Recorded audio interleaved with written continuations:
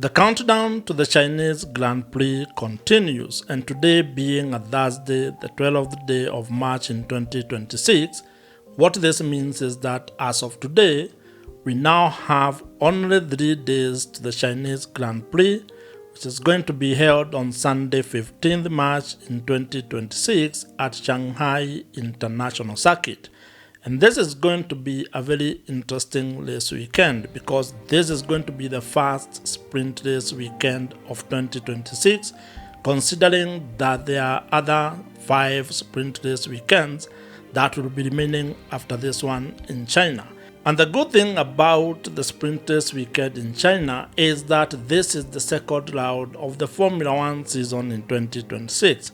Which means the teams have only had one chance to actually be on track, which happened last weekend in Melbourne, Australia. And a sprint weekend is always very limiting because when you consider the schedule for the activities the teams are going to undertake over the weekend in China, it becomes very clear that they will not have a lot of times to actually practice because they only have one free practice session on Friday. That means they only have a total of 60 minutes to actually set up their car, understand their car in relation to the Shanghai International Circuit, which is very different from the track at Albert Park in Australia. And so you are going to find teams probably having to struggle to get on top of the things that they need to actually get on top of. But more importantly, probably that gives us an opportunity to probably have different teams performing differently from what you'd expect. Probably there are teams that did not perform well last weekend that are going to perform well this weekend, and maybe there are teams who were on the front of the grid in Australia who might struggle this particular weekend.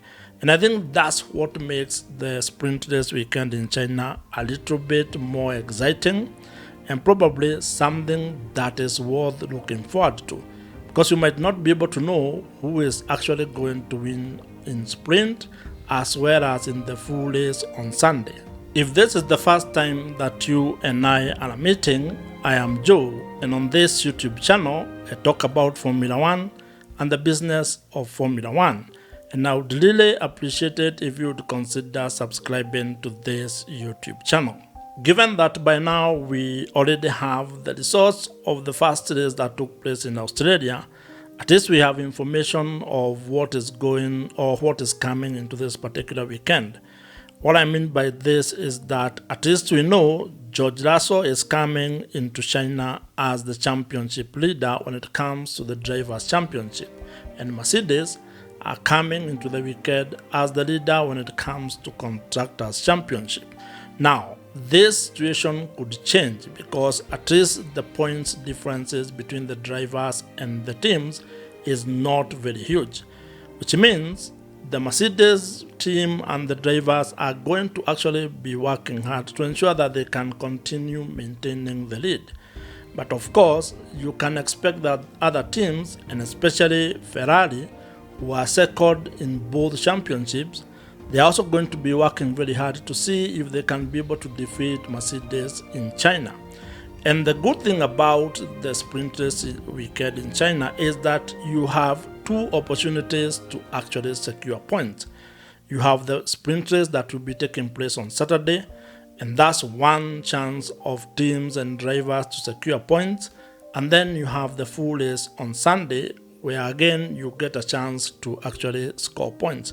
So this is a very important weekend for the teams and the drivers, because if you can be able to maximize on the points you can get this particular weekend, that might actually be an advantage probably later in the season.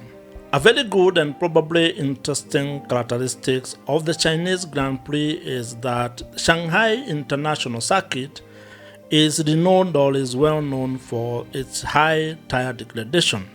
And this is because of having long, high-speed corners. And one of the other things that makes, the Chinese Grand Prix very interesting is that it has long back straight, and that actually provides good opportunities for overtaking. And when you consider that we now have new Formula One cars and a new regulation with a very different kind of way when it comes to harvesting energy, recharging batteries, and probably also overtaking. It's going to be very interesting to watch these cars because they are going to probably behave very differently from the way they were behaving in Australia, and that should be something worth watching, and probably it might end up making the race very interesting. One of the things that I like about Formula One is that it demands of you to actually become a better person. It demands you to start, noticing or getting to take care of things that, or being concerned about things that maybe you don't normally concern yourself with. For example, as we are heading into the Chinese Grand Prix, I have found myself looking into the weather.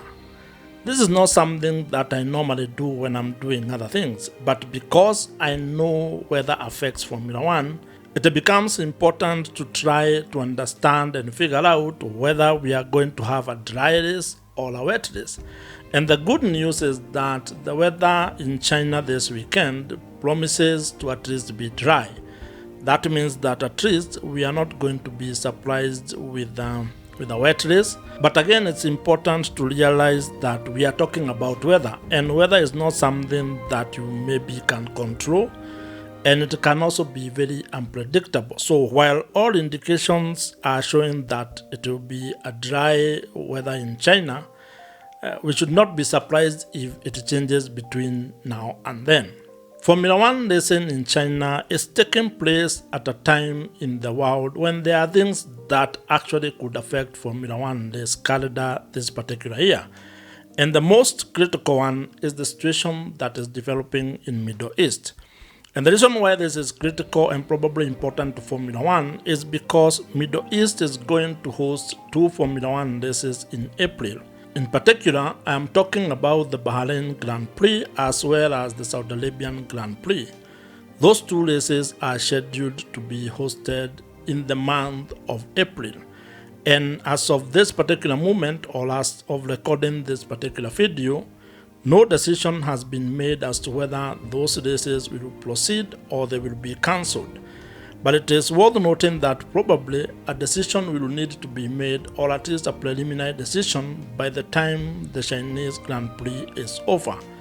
And this is because when you look at the logistics of the teams and personnel, some of these things will be affected because they need to know where things will go next after China. And if there will be no race in Bahrain and Saudi Arabia, then the teams need to know that in advance, including all other stakeholders who are involved in the logistics of moving most of these Formula One goods. So I am personally expecting a decision about whether there will be, a Formula One race in Bahrain or Saudi Arabia, at least by the end of, this particular weekend in China. This is going to be it on this particular video, and I hope that you have enjoyed this conversation. Subscribe to this YouTube channel if you have not, and I'm going to see you in my next video.